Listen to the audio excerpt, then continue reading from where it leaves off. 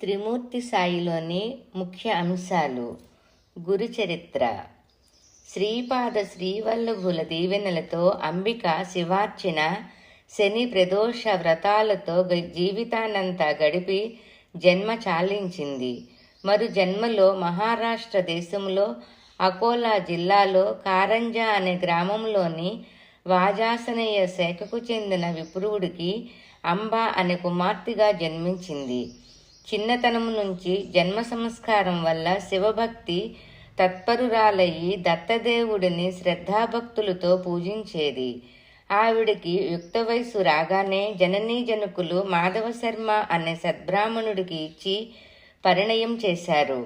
మాధవశర్మ కూడా శివభక్తుడయ్యి సదా శివధ్యానములో నిమగ్నమయ్యేవాడు. చాలా సంవత్సరముల తర్వాత అంబ గర్భం ధరించింది. నవమాసాలు పూర్తి కాగానే ఒక శుభముహూర్తాన కుమారుడిని కన్నది. జన్మించిన బాలుడు అందరి పిల్లల వలె ఏడవక ఓంకారనాదం చేస్తుండేవాడు. అందరూ ఈ విడ్డూరానికి విస్తుపోయారు. బాలుడి జాతకం చూసి దైవజ్ఞులు పరమ ఆశ్చర్యపరులైనారు. మాధవశర్మ గారు, మీ కుమారుడు సాక్షాత్తు భగవంతుడే, దత్తగురువులే, సర్వ భక్త బృందాన్ని పాలించడానికి అవతరించిన శివకేశవులే, విశ్వగురువుగా ప్రసిద్ధిగాంచగలడు. చిన్నతనంలోనే ప్రాపంచిక సంబంధం త్యజించి సన్యాసాశ్రమం స్వీకరిస్తాడు. సన్యాస దీక్షకు మహోన్నత కీర్తిని కలిగిస్తాడు.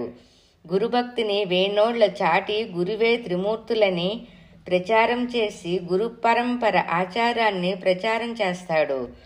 వైదిక వర్ణాశ్రమ ధర్మాలకు పునర్జీవం ప్రసాదిస్తాడు. ఈ పిల్లవాడిని కన్నందుకు మీ దంపతులకు అఖండ యశస్సు, సర్వసౌఖ్యాలు లభించి చివరకు సాయుధ్యం కూడా పొందగలరని అభినందించారు. చిరంజీవికి శ్యాల గ్రామ దేవ అని నామకరణం చేశారు. అందరూ నరహరి అని సంబోధించేవారు. నరుల సకల పాప తాపాలను హరించి వేయ సమర్థత కలవాడని, మున్ముందు తాను లక్ష్మీ నరసింహస్వామి అవతారమని చాటబోతున్నారని ఈ విధంగా తెలియకుండానే చెప్పినట్లయింది.